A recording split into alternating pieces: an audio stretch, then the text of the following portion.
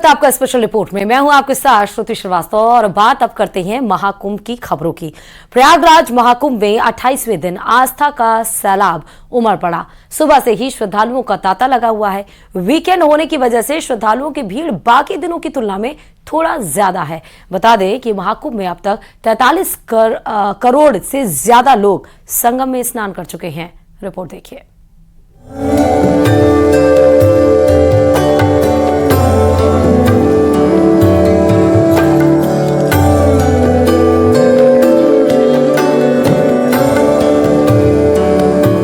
सनातन के महापर्व महाकुंभ का आयोजन जारी है। इस आयोजन ने श्रद्धा और भक्ति का परचम दुनिया भर में लहराया है। महाकुंभ 2025 26 फरवरी महाशिवरात्रि तक चलेगा। यहाँ भक्तों की भीड़ 13 जनवरी से ही जारी है। भारी संख्या में लोग स्नान करने पहुँच रहे हैं। महाकुंभ अपनी समाप्ति की ओर आगे बढ़ रहा है। ऐसे में लोग भारी संख्या में यहाँ पहुँच रहे हैं। आंकड़ों की माने तो रविवार को भी आंकड़ा 1 करोड़ पार कर गया है।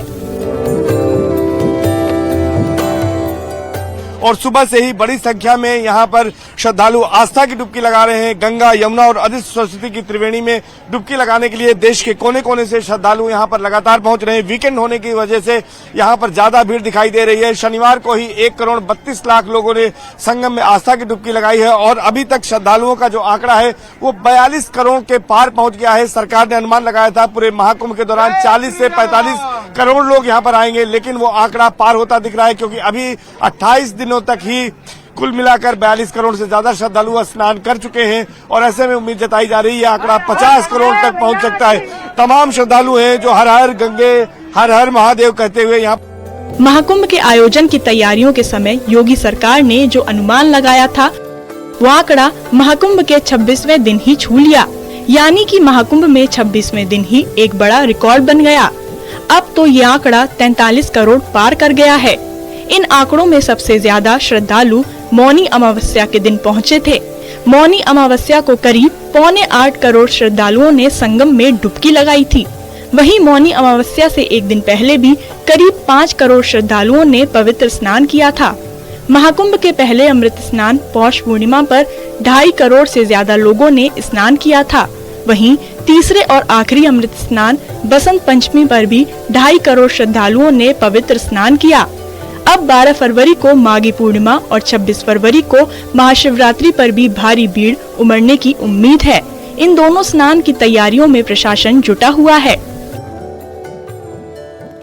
लगातार यहाँ पर भीड़ बढ़ रही है। माना जा रहा था कि यहाँ पर 5 के बाद भीड़ कम होगी, लेकिन भीड़ लगातार बढ़ रही है। कैसे क्राउड कंट्रोल किया जा रहा है? देखिए, आप स्वयं देख सकते हैं, हम जिस इलाके में खड़े संगम एरिया है ये, उधर आप पीछे देखेंगे तो घाट एकदम सब भरे हुए हैं। ये यमुना पट्टी, संगम, गंगा पट्टी सब एकदम खचाखच भरा है। इधर से हमारा झूसी की तरफ चला जाता है, वो भी सब आप देख सकते हैं सब भरा हुआ है। इधर से हमारा वापसी मार्ग जो है, जो महावीर जी मंदिर और अक्षय वट होकर चला जाता है, वहां से वापसी हो रही है, ये भी एकदम भरा हुआ है। आज 66.5 लाख से ज्यादा लोग तो अभी सुबह 10 बजे तक ही स्नान कर चुके हैं। कल की फिगर 1.5 करोड़ से ऊपर लोगों के स्नान करने की है। तो भारी संख्या में लोग स्नान कर रहे हैं, लेकिन हम लोगों की पुलिस सतर्क है और अच्छी तरीके से क्राउड मैनेजमेंट जो है वो किया जा रहा है। और हमारा पुलिस का जो डिप्लॉयमेंट है, सारे संवेदनशील स्थानों पर पुलिस का डिप्लॉयमेंट है। कहीं भी कोई ऐसा दबाव भीड़ का जो अनियंत्रित हो, इस तरीके का नहीं कहीं बना। महाकुंभ में इतनी बड़ी संख्या में आए लोगों के लिए व्यवस्थाएं भी इसी के मुताबिक की गई हैं। योगी सरकार ने तैयारी के समय ही 40 करोड़ से ज्यादा लोगों के आने का अनुमान लगाया था। इसी के मुताबिक तैयारी की थी, जिसकी हर कोई तारीफ भी कर रहा है। आइए बताइए, कहाँ से आई आप? कैसा लगा यहाँ पर स्नान करके? बहुत अच्छा लगा। मैं दिल्ली से आई हूँ। दिल्ली में तो आपने बदल दिया, सब कुछ बदल दिया वहाँ पर। हर मोदी दिल्ली में तो आप सरकार बदल दिए, तो क्या ये सोचा था कि जब बदल जाएगी तभी स्नान करने आएंगे? बिल्कुल जी, बिल्कुल यही सोचा था कि मोदी जी की जीत होगी और हम यहाँ पे अगले दिन डुबकी लगाएंगे संगम में। इसीलिए आए हैं? हाँ जी। क्या कामना की आपने? बस कि अपनी भाजपा आनी चाहिए दिल्ली में। मैम, कैसा लगा यहाँ पर आकर? कैसी तैयारियां हैं? बहुत अच्छी तैयारी है और अच्छा लगा। वो जो तृप्ति मिलती है एक बार स्नान करके, वो हमें उत्पन्न हुई और हम तो वी आर फॉर्चुनेट कि हमने संगम पे पूरा स्नान किया, जहाँ पे वो दोनों यमुना जी और गंगा जी और सरस्वती जी मिलते हैं। बहुत अच्छा बंदोबस्त है, पर यही है कि भीड़ इतनी है तो उनको मैनेज करना थोड़ा मुश्किल होता है, पर उस हिसाब से व्यवस्था बहुत अच्छी की गई। बिल्कुल। सर बताइए, कहाँ से आए हैं? और आप लोगों ने तो कुछ एक जरा सा ये लगाया है, विश्व सनातन धर्म सभा, कहाँ से आए हैं और कैसा स्नान रहा? हम पंजाब से आए हैं, डिस्ट्रिक्ट गुरदासपुर, सिटी दीरानगर से। जी, कैसी व्यवस्थाएं यहाँ पर देखी आपने आने के बाद? अति उत्तम। जो जैसे लोग गलत बोल रहे थे कि यहाँ पर व्यवस्था नहीं है जी, या इसी बार हमने खुद देखा है, बेस्ट बेस्ट है। इससे उससे अच्छा कर ही नहीं सकता कोई। सर कैसा लगा यहाँ पर आकर? कैसे क्या कहेंगे? यहाँ पर? बहुत अच्छा लगा, बहुत बढ़िया, सबसे बेस्ट है। बेस्ट है। क्या कहेंगे सर? सर बहुत अच्छा, हम हिमाचल से आए हैं, बहुत अच्छा है। हिमाचल से आए हैं, तो कैसी तैयारियां यहाँ पर देखी आपने? कितना आनंद आया? बहुत अच्छा, बहुत 144 साल के बाद जो महाकुंभ का आयोजन है उसके पुण्य के भागी बने हैं, क्या लग रहा है आपको? बहुत अच्छा लग रहा है, बहुत उत्तम। हम भाग्यशाली हैं कि हमें इसका अनुभव हुआ। प्रयागराज में श्रद्धालुओं का जनसैलाब कम होने का नाम नहीं ले रहा है। लोग संगम में डुबकी लगाने को आतुर हैं। हर सनातनी इस पुण्य का भागीदार बनना चाहता है। Bureau report, news 18।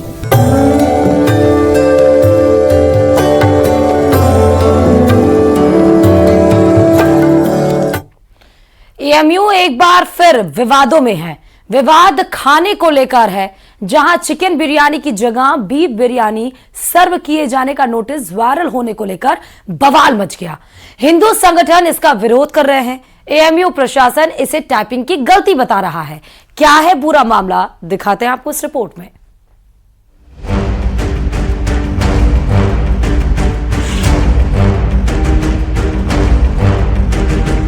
एएमयू यानी अलीगढ़ मुस्लिम विश्वविद्यालय, जहां एक नोटिस से हड़कंप मचा है। मामला सर शाह सुलेमान हाल से जुड़ा हुआ है। इस हाल में एक नोटिस वायरल हुआ है जिसमें 2 अधिकृत लोगों के नाम भी लिखे हुए हैं। वायरल नोटिस में कहा गया है कि रविवार के लंच मेन्यू में परिवर्तन किया गया है। मांग के अनुसार चिकन बिरयानी की जगह बीफ बिरयानी परोसी जाएगी। ये परिवर्तन कई छात्रों की मांग पर किया गया है। एएमयू में इस नोटिस के वायरल होने से हंगामा मच गया। इंतजामिया का इसमें जो रोल देखा जा रहा है, एक लेटर कल सर्कुलेट हुआ कि सर शाह सुलेमान जो हॉल है अलीगढ़ मुस्लिम विश्वविद्यालय का, उसमें जो डाइनिंग है उसमें बीफ बिरयानी परोसी जाएगी, और एक तरीके से इसे एडवर्टीज किया गया, इसे चिपकाया गया जगह जगह एक नोटिस बना करके, जिसमें सीनियर फूड जो एक जिम्मेदारी होती है उसके सिग्नेचर थे, और इस तरीके से प्रोवोस्ट द्वारा पास करके ही ये सब चीजें होती हैं। तो इंतजामिया का जो रोल है बड़ा ही शर्मनाक है। दरअसल अलीगढ़ मुस्लिम विश्वविद्यालय के सर शाह सुलेमान हाल का ये नोटिस सोशल मीडिया पर वायरल है।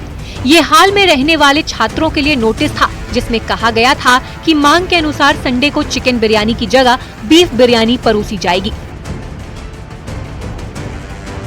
जैसे ही नोटिस सोशल मीडिया पर वायरल हुआ, एएमयू प्रशासन में हड़कंप मच गया। पहले तो एएमयू प्रशासन इस मामले पर कोई भी बयान जारी करने से बचती रही, लेकिन बाद में एएमयू प्रशासन ने इसको टाइपिंग एरर बताते हुए पल्ला झाड़ने की कोशिश की और नोटिस जारी करने वाले लोगों पर शो कॉज नोटिस जारी करने की बात भी कही है। सुलेमान हॉल जो एएमयू का एक रेजिडेंशियल हॉल है, यहाँ पर एक नोटिस इशू किया गया था फूड और मेन्यू से रिलेटेड।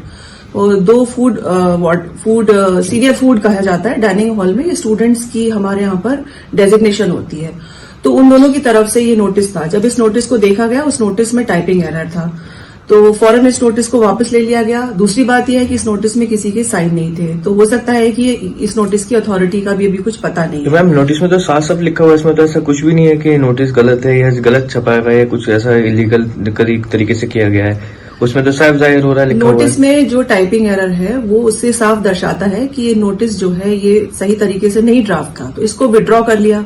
नोटिस विड्रॉ होने का मतलब ये है कि इस नोटिस की कोई वैधता नहीं है। ये तो रही एएमयू प्रशासन की सफाई, लेकिन इंतजामिया के रोल पर सवाल उठ रहे हैं। उन छात्रों की गलतियों को कवर करने का आरोप लग रहा है जो रेडिकल एक्टिविटी कर रहे हैं। मिस्टेक्स अगर मैं उसकी मैग्नीट्यूड आपको बताऊं तो इतना बड़ी घटनाएं हो चुकी हैं। लोग आतंकी करार दिए जा चुके हैं इंटेलिजेंस एजेंसीज और जांच एजेंसीज द्वारा। उन छात्रों को अभी तक सस्पेंड नहीं किया है अलीगढ़ मुस्लिम विश्वविद्यालय ने। जिन छात्रों को सेंट्रल एजेंसीज ने आतंकी घोषित किया, आतंकी गतिविधियों में पाए गए उनको अभी तक सस्पेंड नहीं किया गया। यह बड़ी संदेहजनक स्थिति है और कहीं ना कहीं एएमयू जो इंतजामिया है वो रेडिकलाइजेशन को बढ़ावा दे रहा है। तो एएमयू प्रशासन की जो टीम है कहीं ना कहीं देखा जाए तो तानाशाही खूब मन भर के बिल्कुल एक तरीके से कल ही उन छात्रों को सस्पेंड करके एक संदेश देना चाहिए था, परंतु उन्हें बचाया जा रहा है और उनकी गलती जो समाज में एक धर्म के विरुद्ध जो उन्होंने एक हरकत की है, एक धर्म के विचारधारा के विरुद्ध और एक धर्म की इच्छाओं के विरुद्ध जो उन्होंने कार्य किया है उसको कवर अप किया जा रहा है, उन छात्रों को बचाया जा रहा है। दरअसल अलीगढ़ मुस्लिम यूनिवर्सिटी के स्टूडेंट्स के लिए अलग अलग 20 छात्रावास हैं। यहाँ तीनों टाइम खाना दिया जाता है। शनिवार को यूनिवर्सिटी के सुलेमान हॉल के खाने के मेन्यू के संबंध में अंग्रेजी में एक नोटिस जारी किया गया। कुछ ही देर में ये सोशल मीडिया पर वायरल हो गया। नोटिस पर सीनियर फूड डाइनिंग हॉल के मोहम्मद फैजुल्लाह और मुजासिम अहमद भाटी के नाम दर्ज हैं। जिन अधिकृत लोगों द्वारा ये लेटर वायरल किया गया है उनके लिए शोकोस नोटिस जारी कर दिया गया है। हालांकि अलीगढ़ प्रशासन ने मामले को शांति व्यवस्था बनाए रखने के लिए अलीगढ़ मुस्लिम यूनिवर्सिटी के प्रॉक्टर और प्रोफेसरों से बात की तो लंच में कहा गया है कि बीफ बिरयानी नहीं परोसी गई है, चिकन बिरयानी ही परोसी गई है। अलीगढ़ से न्यूज़ 18 रंजीत सिंह। दिल्ली विधानसभा चुनाव में बीजेपी की बम्पर जीत के बाद अब सीएम के चेहरे पर अटकलें तेज हो गई हैं। खबर है कि सीएम की रेस में परवेश वर्मा, मोहन सिंह बिष्ट, आशीष सूद, सतीश उपाध्याय, रेखा गुप्ता, विजेंद्र गुप्ता के नाम आगे हैं। तो वहीं पूर्वांचली समाज से आने वाले मनोज तिवारी और पंजाबी समाज से आने वाले वीरेंद्र सचदेवा का नाम भी सीएम की रेस में शामिल है। इस रेस में मनजिंदर सिंह सिरसा का भी नाम है, लेकिन कुर्सी हासिल करना इतना भी आसान नहीं, क्योंकि बीजेपी हर बार अटकलों से आगे निकलकर चौंकाने के लिए जानी जाती है। देखें रिपोर्ट।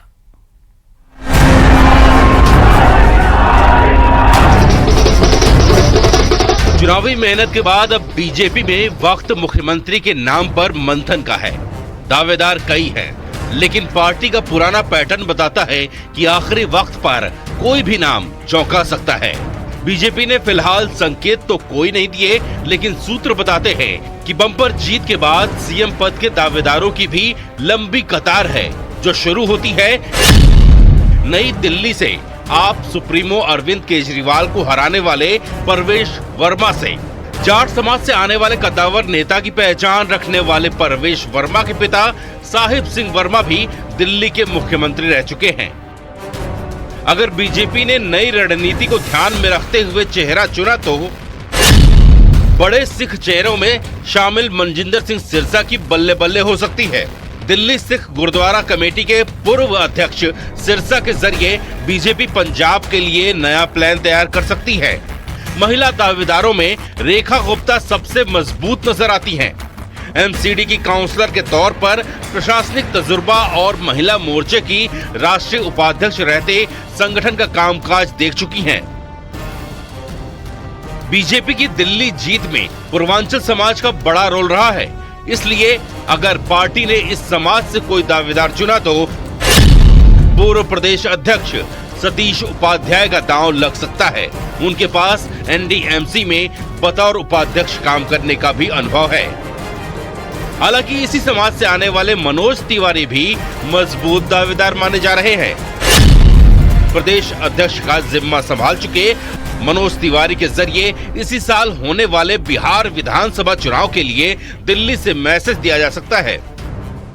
सीएम पद की रेस में एक नाम जनकपुरी से जीतने वाले आशीष सूद का भी है। पंजाबी चेहरे के तौर पर पार्टी उन पर दांव खेल सकती है। आशीष सूद के पास संगठन का तजुर्बा तो है ही, साथ में उन्हें सेंट्रल लीडरशिप का भी करीबी माना जाता है। दिल्ली की कुल आबादी में पंजाबी समाज का एक बड़ा हिस्सा है, इसलिए पूर्वांचली के साथ साथ पंजाबी चेहरे को लेकर भी बड़ी सुगबुगाहट है। और इस कतार में एक बड़े दावेदार बीजेपी के मौजूदा प्रदेश अध्यक्ष वीरेंद्र सचदेवा का नाम भी शामिल है। इस जीत में उनकी भी बड़ी भूमिका मानी जा रही है। पार्टी के अनुभवी नेताओं में शुमार विजेंद्र गुप्ता का नाम भी सुर्खियों में है। प्रदेश अध्यक्ष से लेकर नेता प्रतिपक्ष की भूमिका निभा चुके हैं और वैश्य समाज से बीजेपी के एक बड़े नेता हैं। तो सीएम फेस कौन होगा?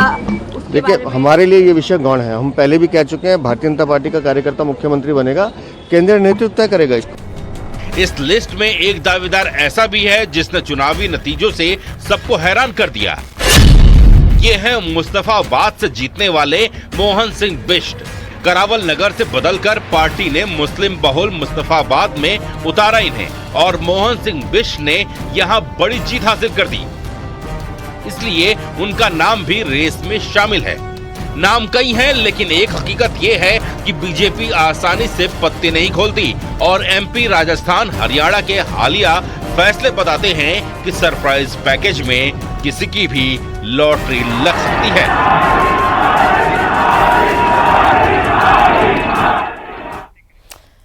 दिल्ली में 27 साल बाद बीजेपी की प्रचंड जीत के बाद दावा यह किया जा रहा है कि अब मुसलमान बीजेपी को अछूता नहीं मानते हैं, जिसके पीछे की वजह दिल्ली की 3 मुस्लिम बाहुल्य सीट पर बीजेपी उम्मीदवारों की जीत को माना जा रहा है। तो वहीं मुस्लिम धर्मगुरु भी दावा कर रहे हैं कि दिल्ली के मुसलमानों को मोदी पसंद है। देखिए रिपोर्ट।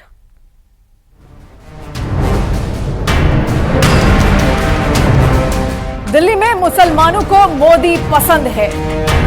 दिल्ली की कहानी मोदी मुसलमानों की नई पारी। क्या बीजेपी में विकल्प ढूंढ रहे हैं मुसलमान? दिल्ली की जनता ने इस बार कमल खिला दिया है। 27 साल के वनवास के बाद बीजेपी 48 सीटें जीतकर दिल्ली की गद्दी पर काबिज होने जा रही है। सत्ताधारी बीजेपी की इस बड़ी जीत में 3 सीटें ऐसी भी हैं जहां पार्टी के पक्ष में नतीजा चौंका रहा है। 3 मुस्लिम बाहुल्य सीटों पर भी इस बार कमल खिला है। ये सीटें हैं मुस्तफाबाद, करावल नगर और गांधीनगर। मुस्तफाबाद सीट से बीजेपी के मोहन सिंह बिष्ट ने आम आदमी पार्टी के आदिल अहमद खान को 17,578 वोट से हराया। करावल नगर सीट से बीजेपी के कपिल मिश्रा ने आम आदमी पार्टी के मनोज कुमार त्यागी को 23,355 वोटों से मात दी है और गांधीनगर सीट से बीजेपी के अरविंदर सिंह लवली ने अपने प्रतिद्वंदी आम आदमी पार्टी के नवीन चौधरी को 12,748 वोट से चुनावी दंगल में चित्त कर दिया। ये तो पता लगेगा उन्होंने किस प्रकार से देखा होगा, लेकिन मैं सब परिवार के लोगों का, मुस्लिम भी मेरे परिवार के सदस्य, मेरी पार्टी के हमारे शीर्ष नेतृत्व ने जिस प्रकार कहा है, सबका साथ, सबका विकास, सबका विश्वास, निश्चित रूप से वो होगा। गांधीनगर एक ऐसी विधानसभा है जिसमें लगभग 40,000 के करीब अल्पसंख्यक समुदाय के लोग रहते हैं और मुझे इस बात की खुशी है कि जो नरेंद्र मोदी जी का नारा है, सबका साथ सबका विकास, कांग्रेस से ज्यादा मुस्लिम वोटर ने जो है मुझे वोट दिया है और 55% वोट से गांधीनगर में ये जीत ऐतिहासिक जीत है। बीजेपी नेताओं के इस बयान के बाद मुस्लिम धर्मगुरु भी ये दावा करने से नहीं चूक रहे कि दिल्ली में मुस्लिम समुदाय ने बीजेपी को वोट देने से परहेज नहीं किया। मुस्लिम मतदाताओं ने कांग्रेस और आम आदमी पार्टी के इतर दिल्ली में एक विकल्प के रूप में बीजेपी को भी वोट दिया है। हर जगह से मुसलमानों ने बड़ी तादाद में बीजेपी को विकास के नाम पे, डेवलपमेंट के नाम पे वोट दिया है कि ये दिल्ली की तरक्की के लिए बेहतर से बेहतर इंतजामात करेंगे, काम करेंगे। तो ये एक जो मुसलमानों ने इस मर्तबा बड़ी सूझबूझ का मुजाहरा किया कि उन्होंने वोटों की यकमुश्त किसी को न दे करके उसको तकसीम कर दिया और सभी को दिया, ताकि जो लोग भी हैं वो लोग मुसलमानों के वोट से फैज़याब हों और कामयाब हों। और बड़ी तादाद में बीजेपी को वोट दे करके मुसलमानों ने बड़ी सूझबूझ का मुजाहरा किया है। जिंदगी में पहली बार मैंने भारतीय जनता पार्टी को वोट किया है। क्यों किया है? इसके पीछे बहुत सारे रीजन हैं। अब तक मुसलमानों पर एक एलिगेशन ये लगता रहा कि भारतीय जनता पार्टी को हराने के लिए मुसलमान वोट करता है, लेकिन ये मैंने वोट इसलिए किया आज बीजेपी को कि दिल्ली के अंदर बीजेपी जीते। मुस्लिम बाहुल्य सीटों पर ध्रुवीकरण ने भी बीजेपी की राह आसान कर दी। असदुद्दीन ओवैसी की पार्टी AIMIM ने दिल्ली दंगों के आरोपी ताहिर हुसैन, शिफाउर रहमान, शाहरुख पठान जैसे चेहरों को मैदान में उतारकर वोटों का बंटवारा कर दिया। खासकर मुस्लिम बाहुल्य सीटों पर यह भी एक फैक्टर रहा कि बीजेपी 2020 की 2 के मुकाबले इस बार मुस्लिम बाहुल्य इलाकों की 3 सीटें जीतने में सफल रही। दिल्ली में बीजेपी की प्रचंड जीत के बाद बिहार की राजनीति गर्मा गई।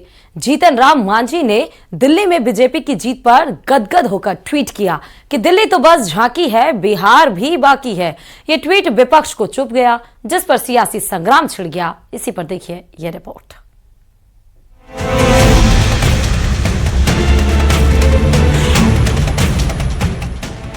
इधर दिल्ली की सत्ता से आप साफ हुई और उधर बिहार में विपक्ष हताश हो गया और हताशा में शुरू हो गई तीखी बयानबाजी।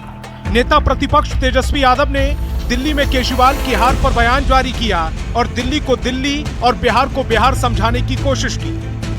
कहा, बिहार में दिल्ली वाला दांव नहीं चलेगा। दिल्ली झांकी है, बिहार बाकी है। बिहार है, समझना पड़ेगा। तेजस्वी के बयान और इंडिया अलायंस के बिखराव पर बीजेपी सांसद रवि शंकर प्रसाद ने तंज कसा। कहा, लोकसभा जीते, हरियाणा, महाराष्ट्र और दिल्ली में विरोधी साफ हुए। मोदी का जादू अब भी बरकरार है। एनडीए के बाकी दल भी बिहार में जीत का दम भर रहे हैं। 20 साल तो समझ रहे हैं ना, लोकसभा में नहीं समझे। बाय इलेक्शन अभी हुआ था, ऐसा सीट भी जीते हम लोग जो 30 साल से नहीं जीते। बिहार का समझ एनडीए और नीतीश कुमार से ज्यादा किसको है? अभी जीते हरियाणा, जीते महाराष्ट्र, 71 के बाद इतना बहुमत मिला किसी पार्टी। जीते दिल्ली, 2/3 बहुमत। अब बिहार की बारी है। इससे तेजस्वी यादव घबराए हुए हैं। वो कह रहे हैं बिहार पे कोई असर नहीं होगा। अरे बिहार के हर जिले के लोग दिल्ली में रहते हैं और बिहार के लोगों ने जमकर भारतीय जनता पार्टी को वोट किया है। दिल्ली में बीजेपी की जीत से गदगद केंद्रीय मंत्री जीतन राम मांझी तो पहले ही सोशल मीडिया पर लिख चुके हैं, दिल्ली तो झांकी है, बिहार अभी बाकी है।